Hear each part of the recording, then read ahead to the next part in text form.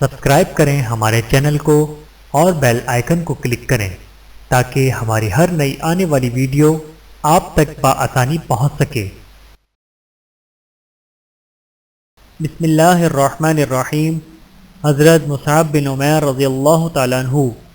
مکی شہر میں جب رسول اللہ صلی اللہ علیہ وآلہ وسلم کی بعثت ہوئی اور شہر مکہ نور نبوت سے جگمگانے لگا، خالق ارض و سما کی طرف سے اپنے حبیب صلی اللہ علیہ وآلہ وسلم کو تمام دنیا انسانیت کے لیے رہبر و رہنما بنا کر بھیجا گیا۔ ان دنوں شہر مکہ میں ایک نوجوان تھا، انتہائی حسین و جمیل، بہت ہی پرکشش شخصیت کا مالک، بہت زیادہ ناز و نعم میں جس کی پرورش ہوئی تھی۔ اپنے ماں باپ کا وہ انتہائی لاڈلا اور پیارا تھا۔ تمام شہر مکہ میں سب سے زیادہ خوش لباس، خوش منظر، سلیقہ مند اور لائق و فائق تھا۔ ہمیشہ قیمتی جاذب نظر اور دیدہ زیب قسم کی پوشاک پہنتا، فرحت آمیز قسم کے عطر بکثرت استعمال کرتا اور ہمہ وقت خوشبوؤں میں رچا بسا رہتا۔ جس گلی محلے سے گزر جاتا لوگوں کو پتہ چل جاتا کہ وہ نوجوان یہاں سے گزرا ہے۔ غرض یہ کہ ناز و نام، نفاست اور حسن و جمال میں تمام شہر مکہ میں اپنی مثال آپ تھا۔ مزید یہ کہ اس ظاہری خوبصورتی اور خوشی پوشی کے ساتھ ساتھ سلیقہ و شعار، عقل مندی، معاشرتی آداب و اخلاق اور رکھ رکھاؤ میں بھی وہ یکے تنہا تھا۔ تمام شہر مکہ کے نوجوانوں میں کوئی اس کا ہم پلہ نہیں تھا۔ یہی وجہ تھی کہ نوجوانوں کی جتنی محفلیں سجتی، ان سب میں اس کی موجودگی کو ضروری سمجھا جاتا۔ اس نوجوان کا نام تھا مصعب بن عمیر۔ اس معاشرے میں چونکہ فصاحت و بلاغت اور شعر و شاعری کی بہت بڑی اہمیت تھی، لہٰذا نوجوانوں کی مختلف ادبی تنظیمیں بھی بکثرت وہاں موجود تھیں۔ چونکہ شعر و شاعری کے لحاظ سے مصعب کا دلکش اور منفرد انداز تھا، اس وجہ سے ادبی دنیا اور شعر و سخن کی محفلوں میں بھی اسے خاص مقام حاصل تھا اور اسے ہر محفل کی جان اور ہر مجلس کی رونق تصور کیا جاتا تھا، اور یوں یہ نوجوان مصعب سبھی کی آنکھوں کا تارا بنا ہوا تھا۔ ان دنوں چونکہ ہر محفل میں رسول اللہ صلی اللہ علیہ وآلہ وسلم کی شخصیت موضوع گفتگو بنی رہتی تھی، بالخصوص اس حوالے سے کہ آپ پر اللہ کی طرف سے جو پاکیزہ کلام نازل کیا جاتا تھا، آپ وہ کلام حق مکہ والوں کو سناتے اور انہیں دین برحق کی طرف دعوت دیتے۔ قریش کے بڑے بڑے شعراء اور ادبا اپنی تمام تر فصاحت و بلاغت کے باوجود نیز رسول اللہ صلی اللہ علیہ وآلہ وسلم کے خلاف اپنی تمام تر نفرت اور عداوت کے باوجود اس جیسا کلام پیش کرنے سے عاجز و قاصر تھے۔ چنانچہ وہ رسول اللہ صلی اللہ علیہ وآلہ وسلم کی زبان مبارک سے یہ کلام سنتے اور بس منہ تکتے رہ جاتے، حیرت و پریشان اور انگرشت بدندان۔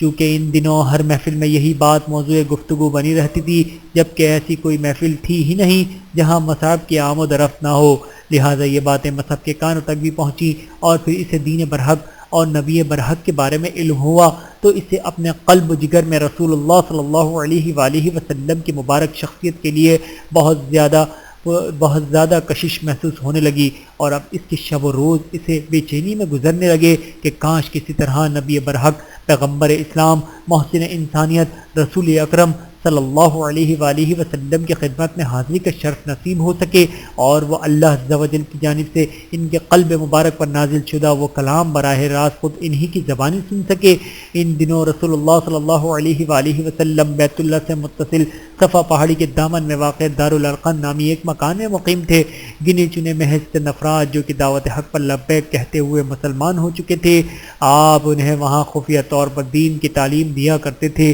نوجوان مصعب بہت بے چین رہتا کہ کاش کسی طرح اسے بھی وہاں تک رسائی نصیب ہو سکے۔ آخر ایک روز خوب ہمت مجتمع کر کے سرداران قریش کے عقابی نکاحوں سے بچتا بچاتا یہ نوجوان وہاں جا پہنچا۔ رسول اللہ صلی اللہ علیہ وآلہ وسلم کی خدمت اقدس میں حاضری ہوئی، ملاقات کا شرف نصیب ہوا۔ وسعت کے شوق اور نہایت ہی توجہ اور دلچسپی کے ساتھ آپ کی مبارک گفتگو سنی۔ جب بھی آپ کے ہونٹوں پر جنجش ہوتی اور آپ کے ان مبارک ہونٹوں سے کوئی لفظ ادا ہوتا، تب مصعب کو یوں محسوس ہوتا کہ گویا کسی توقف کے بغیر وہ لفظ فوری طور پر مصعب کے کانوں سے ہوتا ہوا دل کی گہرائیوں میں جاگزی ہو جاتا،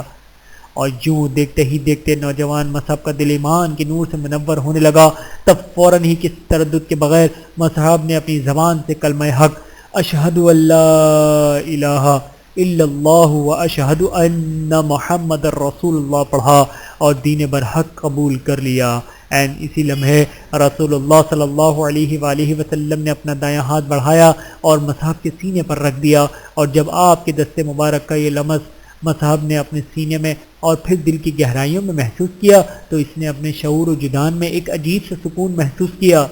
ایسا سکون جو کہ اس سے قبل اپنی تمام تر ظاہری شان و شوکت، عیش و عشرت، راحت و آرام اور ہر قسم کی لذتوں سے بھرپور زندگی کے باوجود اسے کبھی نصیب نہیں ہو سکا تھا۔ آج سے قبل اس بے مثال اور انمول سکون کی لذت سے وہ ہمیشہ محروم اور ناآشنا رہا تھا، اور یوں یہ نوجوان مصعب اب رسول اللہ صلی اللہ علیہ وآلہ وسلم کے جلیل القدر صحابی حضرت مصعب بن عمیر رضی اللہ تعالیٰ عنہ بن گئے، اور یہی وہ تاریخی لمحہ تھا جب مصعب رضی اللہ تعالیٰ عنہ کے دل کی دنیا ہمیشہ کے لیے بدل گئی۔ مصعب کے شب و روز بدل گئے،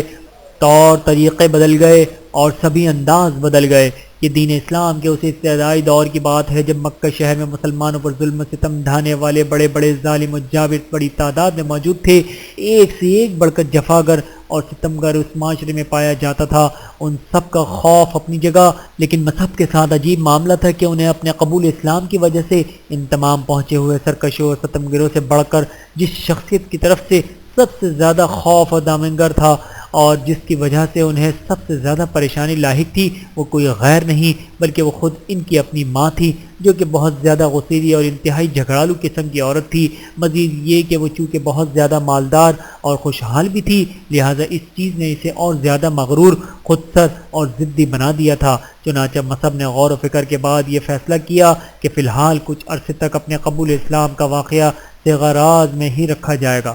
لیکن یہ وہ زمانہ تھا کہ جب مکہ شہر میں کسی راز کا زیادہ عرصے تک چھپا رہنا ممکن نہیں تھا۔ ہر گلی کوچے میں، ہر محلے میں، ہر راستے پر اور ہر قدم پر رؤسائے قریش کے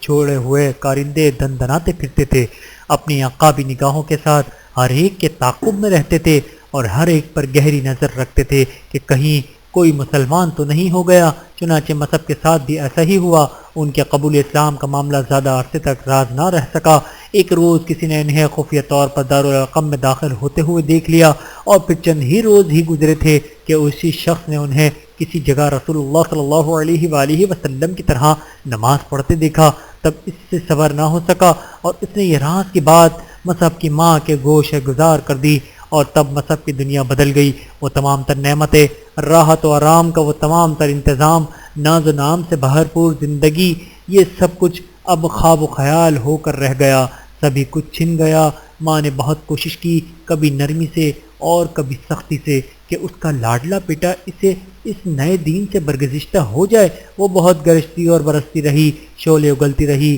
لیکن مصعب کی عظیمت و استقامت کے سامنے اس کا وہ جاہ و جلال، وہ غصہ، وہ اشتعال اور وہ ڈرانے دھمکانے کا سلسلہ سب بیکار ثابت ہوا۔ آخر تنگ آ کر اس نے اپنے چند رشتہ داروں کو مدد سے مصعب کو پکڑ کر زبردستی گھر میں نسبتاً ایک الگ تھلگ کمرے میں قید کر دیا۔ یوں گھر کے اس حصے کو اب گویا مصعب کے لیے قید خانے کے طور پر مخصوص کر دیا گیا۔ اب مصعب کی شب و روز اسے قید تنہائی میں بسر ہونے لگے۔ آمد و رفت، گھومنا پھرنا، یہ تمام سلسلے اب بند ہوئے۔ تمام تر راحتیں اور نعمتیں خواب و خیال ہو گئیں، اور سب سے بڑھ کر یہ کہ اب رسول اللہ صلی اللہ علیہ وآلہ وسلم کی خدمت میں حاضری کا اور استفادے کا وہ مبارک سلسلہ بھی منقطع ہو گیا۔ یہ ان دنوں کی بات ہے جب نبوت کا 5واں سال چل رہا تھا۔ گھر کے ایک کونے میں واقع الگ تھلگ اس چھوٹی سی کوٹھڑی میں وہ وقت کا سفر اسی طرح جاری رہا۔ ایک روز کسی طرح مصعب کو یہ خبر ملی کہ مشرکین مکہ کے مظالم سے بچنے کے لیے مسلمانوں کی ایک جماعت خفیہ طور پر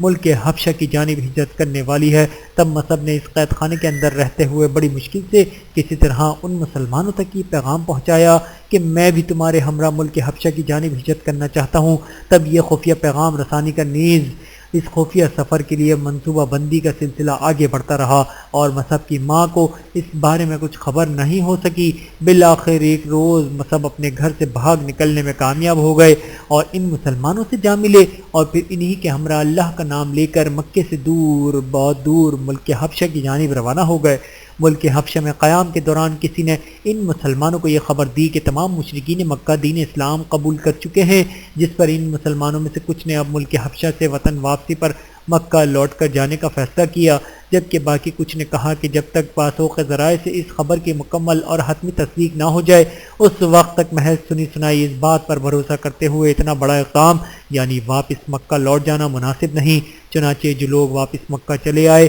انہیں یہاں آمد کے بعد معلوم ہوا کہ یہ خبر سراسر غلط تھی، اور یوں یہ مسلمان اب اثر نو انہی مشرکین مکہ کے شکنجے میں آپ پھنسے کہ جن سے نجات کی خاطر انہوں نے یہاں سے ہجرت کی تھی۔ انہی مسلمانوں میں نوجوان مصعب بھی شامل تھے۔ حبشہ سے واپسی پر مصعب کی ماں نے انہیں دوبارہ اسی طرح اس قید خانے میں بند کرنے کی کوشش کی، اس مقصد کے لیے حد سے سابق اپنے کچھ رشتہ داروں سے مدد چاہی، لیکن اس بار مصعب کو جب اس بات کا علم ہوا تو اللہ کی قسم کھا کر کہا کہ جو کوئی ظلم میں میری ماں کا ساتھ دے گا، مجھ سے جس طرح بھی بن پڑا، میں ضرور اسے قتل کر ڈالوں گا۔ مصعب کی ماں اس بات کا بخوبی احساس تھا کہ مصعب اپنے قول کا کتنا پکا ہے، جو کہتا ہے کر گزرتا ہے، جب ٹھان لیتا ہے تو پھر کسی صورت پیچھے نہیں ہٹتا۔ تب یہ سوچ کر آخر اس نے اپنے بیٹے مصعب کو دوبارہ قید کرنے کا ارادہ ترک کر دیا۔ البتہ مصعب کی طرف سے مایوس اور نا امید ہو کر ماں نے ہمیشہ کے لیے جدائی کا فیصلہ کر لیا، اور تب اس نے خوب روتے ہوئے مصعب کو یوں کہا، جاؤ، آج کے بعد ہمارا ایک دوسرے کے ساتھ کوئی تعلق نہیں، کوئی رشتہ نہیں، ہم دونوں ایک دوسرے کے لیے مر گئے،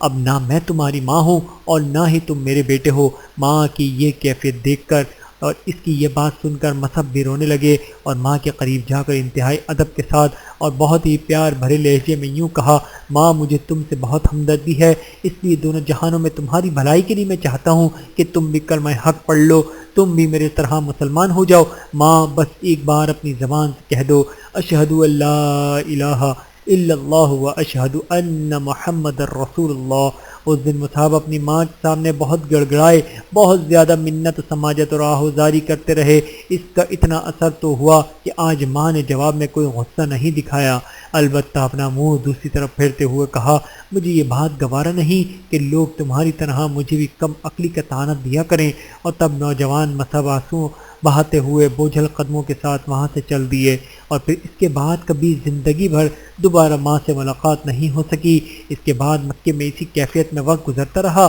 وہی شہر مکہ اور وہی گلی کوچے جہاں کسی زمانے میں مصعب جیسا خوش لباس، شوق اور چنچل نوجوان اور کوئی نہیں تھا، اب اسی شہر میں مصعب جیسا سیدھا سادہ، معصوم، روکھی سوکھی کھا کر گزارا کرنے والا اور پھر بھی ہر حال میں صبر و شکر بجا لانے والا اور کوئی نہیں تھا۔ انہی دنوں ایک بار شہر مکہ میں کسی جگہ رسول اللہ صلی اللہ علیہ وآلہ وسلم اپنے چند ساتھیوں کے ہمراہ تشریف فرما تھے۔ اس دوران اتفاقاً وہاں مصعب کا گزر ہوا۔ ان سبھی نے مصعب کا یہ حال دیکھا، وہ سیدھا اور پھٹا پرانا لباس، بے رونق حلیہ، مسلسل فقر و فاقہ کی وجہ سے گرتی ہوئی صحت، یہ منظر دیکھ کر یہ حضرات اپنے جذبات پر قابو نہ رکھ سکے اور آپ دیدہ ہو گئے۔ تب آپ کی آنکھیں بھی آنسوؤں سے لبریز ہو گئیں۔ مصعب رضی اللہ تعالیٰ عنہ میں قبول اسلام کے بعد رونما ہونے والی اس بڑی تبدیلی کی وجہ سے اگرچہ بظاہر تو ان کا یہ بڑا نقصان ہوا کہ راحت و آرام، عیش و عشرت اور ناز و نام سے باہر ان کی وہ حسین اور رنگین زندگی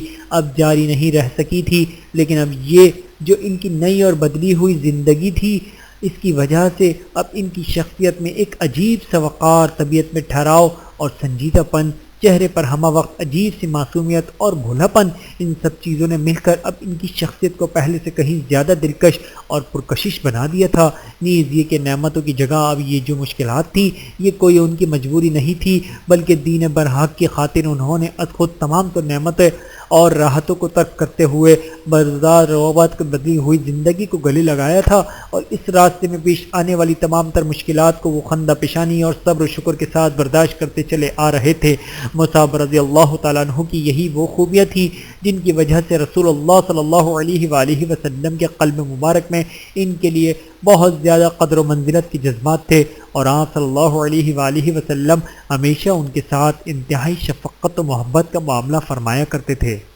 رسول اللہ صلی اللہ علیہ وآلہ وسلم نے اپنے نوجوان صحابی حضرت مصعب بن عمیر رضی اللہ تعالیٰ عنہ کو محض ان 12 افراد کے ہمراہ مکے سے مدینہ کی جانب روانہ فرمایا تھا جو نبوت کے 12ویں سال بیعت عقبہ اولیٰ کے موقع پر مسلمان ہوئے تھے، یعنی اس وقت شہر مدینہ کی تمام آبادی میں کل یہی مسلمان تھے، یعنی صرف 12 افراد۔ لیکن مدینہ پہنچنے کے بعد رسول اللہ صلی اللہ علیہ وآلہ وسلم کے اولین سفیر اور نمائندے کی حیثیت سے مصعب دین اسلام کی نشر و اشاعت کے سلسلے میں جو خدمات انجام دے رہے تھے، ان کی اتنی بڑی افادیت سامنے آئی کہ محض اگلے ہی سال یعنی 13 نبوی میں حج کے دوران مدینہ سے آئے ہوئے حجاج میں سے خفیہ طور پر رسول اللہ صلی اللہ علیہ وآلہ وسلم سے ملاقات اور پھر بیعت عقبہ ثانیہ کے موقع پر شریک حضرات کی تعداد بہتر ہو گئی۔ اور پھر اس کے بعد بھی مدینہ میں دین اسلام کی نشر و اشاعت کا یہ سلسلہ اسی طرح جاری رہا۔ مسلمانوں کی تعداد میں مسلسل اضافہ ہوتا رہا، اگرچہ یقیناً رسول اللہ صلی اللہ علیہ وآلہ وسلم کے اولین سفیر کی حیثیت سے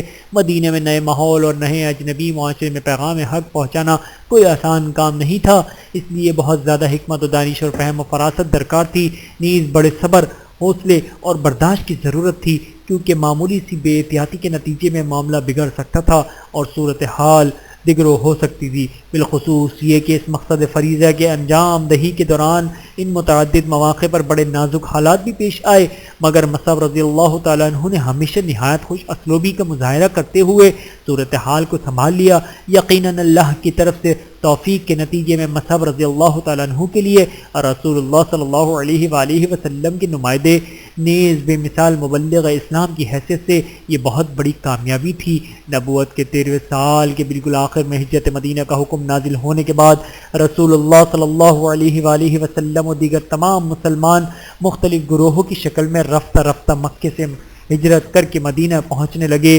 مشرکین مکہ ابتدا میں تو خوشیاں مناتے رہے کہ چلو وہ اچھا ہوا مسلمان ہمارا شہر چھوڑ کر چلے گئے، لیکن ان کی یہ خوشی عارضی ثابت ہوئی، کیونکہ جب انہیں یہ اندازہ ہونے لگا کہ مسلمان ان کے شکنجے سے نکلنے کے بعد اب وہاں مدینہ میں سکون و اطمینان کی زندگی بسر کر رہے ہیں تو ان سے یہ برداشت نہیں ہو سکا۔ راتوں کی نیندیں اڑنے لگیں۔ اس سے بھی بڑھ کر جو چیز ان کے لیے بڑی تشویش کا باعث بنی وہ یہ کہ اس زمانے کی وہ مشہور و معروف تجارتی شاہراہ جس پر ان کے تجارتی قافلوں کی مکے سے ملک شام کے مابین آمد رفت ہوا کرتی تھی، وہ شاہراہ مدینہ کے قریب سے گزرتی تھی، لہذا مدینہ میں مسلمانوں کی ابھرتی ہوئی قوت اس شاہراہ کے لیے باعث خطرہ تھی۔ یہی وجہ تھی کہ مشرکین مکہ نے فیصلہ کیا کہ ایسی نبوت آنے سے قبل ہی مدینہ میں قوت پکڑتے ہوئے ان مسلمانوں کو کچل دیا جائے۔ چنانچہ اس جنوبی کیفیت میں ہجرت کے اگلے ہی سال یعنی سن 2 ہجری میں وہ بڑے لشکر کے ساتھ مدینہ آ پہنچے۔ بدر کے مقام پر حق و باطل کے درمیان اولین معرکے کی نوبت آئی، جس کے نتیجے میں مشرکین اپنی تمام تر متعدد برتری اور ہر قسم کے سامان حرب و ضرب کی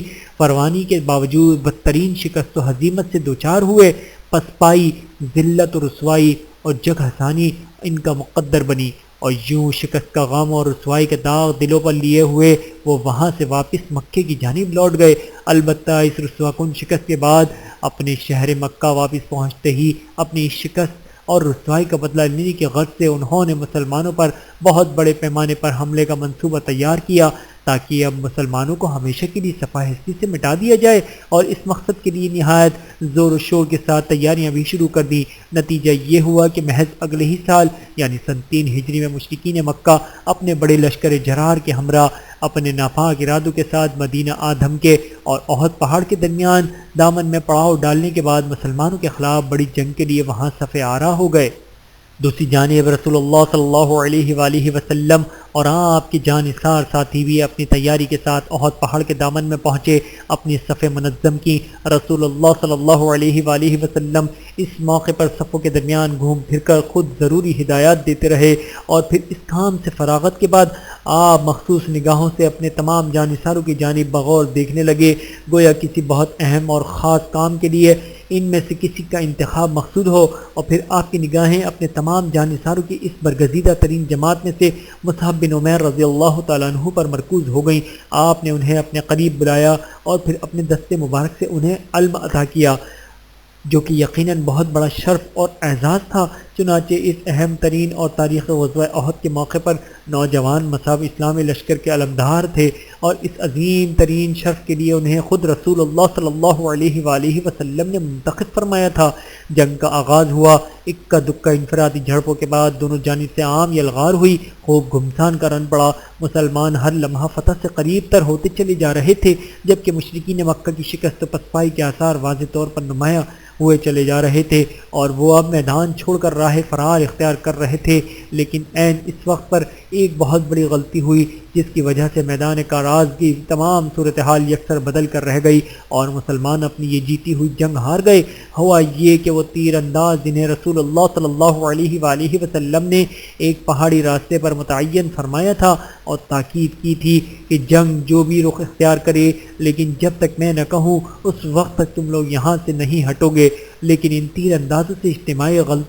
اجتہادی غلطی ہو گئی۔ یہ سمجھے کہ جنگ تو اب ختم ہو چکی، دشمن فرار ہو رہا ہے، لہٰذا یہ لوگ وہ راستہ خالی چھوڑ کر وہاں سے اتر آئے۔ جبکہ ادھر بھاگتے ہوئے دشمن کی نگاہ جب اس خالی راستے پر پڑی تو اس نے موقع غنیمت جانا اور عجلت میں اپنی صفوں کو دوبارہ منظم کرتے ہوئے اس راستے سے جو کہ مسلمانوں کے عقب میں تھا اچانک بھرپور حملہ کر دیا۔ مسلمان اس اچانک اور بالکل غیر متوقع حملے کے لیے بالکل تیار نہیں تھے، لہٰذا نتیجہ یہ ہوا کہ اس حملے کی وجہ سے مسلمان فوری طور پر سنبھل نہ سکے، انہیں بہت زیادہ نقصان اٹھانا پڑا، ہر طرف بہت زیادہ افراتفری پھیل گئی اور تب وہ اپنی صفیں دوبارہ منظم و مرتب نہ کر سکے۔ یوں محض چند افراد کی غلطی کی وجہ سے سبھی کو اتنی بڑی شکست اور اتنی بڑی پریشانی سے دوچار ہونا پڑا۔ جب یہ افراتفری اپنے عروج پر تھی تب رسول اللہ صلی اللہ علیہ وآلہ وسلم کے ساتھ بہت کم اکا دکا چند مسلمان رہ گئے تھے۔ اس موقع پر بھرپور فائدہ اٹھاتے ہوئے مشرکین مکہ نے اپنی تمام توجہ اور اپنی پوری قوت اسی جانب مرکوز کر دی تھی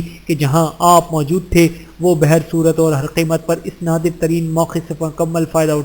اٹھاتے ہوئے نعوذ باللہ آپ کو قتل کر دینے کی غرض سے سر توڑ کوششوں میں مصروف تھے۔ اسلامی لشکر کے علمدار حضرت مصعب بن عمیر رضی اللہ تعالیٰ عنہ نے جب یہ منظر دیکھا تو فوراً ہی خطرے کو بھانپ لیا اور مشرکین مکہ کے اس مذموم ارادے کو بخوبی سمجھ لیا کہ وہ اس موقع سے بھرپور فائدہ اٹھاتے ہوئے رسول اللہ صلی اللہ علیہ وآلہ وسلم کو قتل کر ڈالنا چاہتے ہیں۔ تب مصعب نے پوری قوت کے ساتھ جھنڈے کو بلند کر کے زور و شور کے ساتھ مسلسل لہرانا شروع کیا تاکہ دشمن یہ سمجھے کہ یہاں کچھ خاص معاملہ ہے، اور اس طرح دشمن کی توجہ اس طرح مبذول ہو جائے۔ کافی دیر تک وہ اسی طرح جھنڈے کو بلند کر کے خوب ہلاتے اور لہراتے رہے، جس کی وجہ سے اب واقعی دشمنوں کی توجہ ان پر مرکوز ہونے لگی اور دشمن کا رش اب ان کے ارد گرد بڑھتا گیا۔ مصعب مسلسل ایک ہاتھ سے جھنڈا لہراتے رہے اور دوسرے ہاتھ سے تلوار چلاتے رہے، لیکن اب دشمنوں کی تعداد بہت زیادہ بڑھ چکی تھی اور اب دشمن اس حقیقت کو بھی سمجھ چکے تھے کہ یہاں رسول اللہ صلی اللہ علیہ وآلہ وسلم موجود نہیں ہے، نہ ہی کوئی اور خاص معاملہ ہے، بلکہ مصعب ایسا فقط اس لیے کر رہے ہیں کہ اس طرح دشمن کی توجہ رسول اللہ صلی اللہ علیہ وآلہ وسلم کی بجائے بس اسی جانب مرکوز رہے۔ تاہم دشمنوں کو اس موقع پر یہ اندازہ بھی ہو گیا کہ اگر رسول اللہ صلی اللہ علیہ وآلہ وسلم یہاں نہیں ہیں، البتہ یہ کہ آپ تک پہنچنے کے لیے اور اپنے ناپاک منصوبے کو عملی جامہ پہنانے کے لیے پہلے راستے کی اس رکاوٹ کو ہٹانا ہوگا،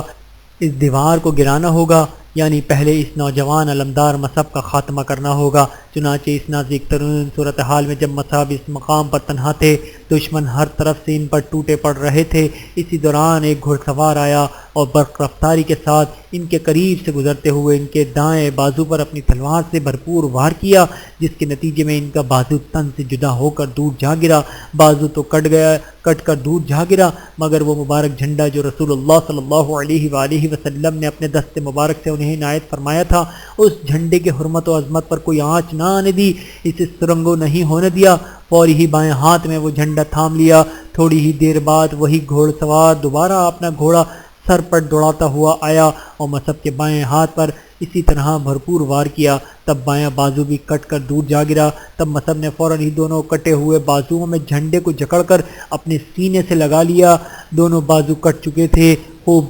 خون بہت زیادہ بہہ چکا تھا، جس کی وجہ سے اب مصعب لڑکھڑانے لگے، لیکن جب تک جسم میں خون کا آخری قطرہ تھا مصعب نے اس جھنڈے کو گرنے نہیں دیا۔ ایسے میں دشمنوں نے کوئی اور بدبخت آیا، اس نے پوری قوت سے اپنے نیزے کے ذریعے مصعب پر بھرپور وار کیا۔ یہ نیزہ مصعب کے جسم کے آر پار ہو گیا۔ تب وہ ان زخموں کی تاب نہ لاتے ہوئے زمین پر گر گئے، مصعب گر گئے اور تب وہ جھنڈا بھی گر گیا۔ تمام شہر مکہ میں سب سے زیادہ نفیس سمجھا جانے والا یہ نوجوان مکے کی جس گلی کوچے سے گزرتے آتا تھا وہ تمام گلی خوشبو سے مہک اٹھتی۔ لوگ سمجھ جاتے کہ ابھی یہاں سے مصعب کا گزر ہوا ہے۔ آج وہی نوجوان یہاں احد کے میدان میں خاک اور خون میں لت پت پڑا ہوا تھا۔ اللہ اور اس کے رسول کی محبت میں نیز اللہ کے دین کی سربلندی کی خاطر اس نوجوان نے اس مصنوعی اور عارضی وفاق فانی نفاست اور راحت و آرام کو خیر بات کہتے ہوئے حقیقی کامیابی اور لازوال سعادت مندی کو اپنا لیا تھا۔ اب وہ شہداء کے مبارک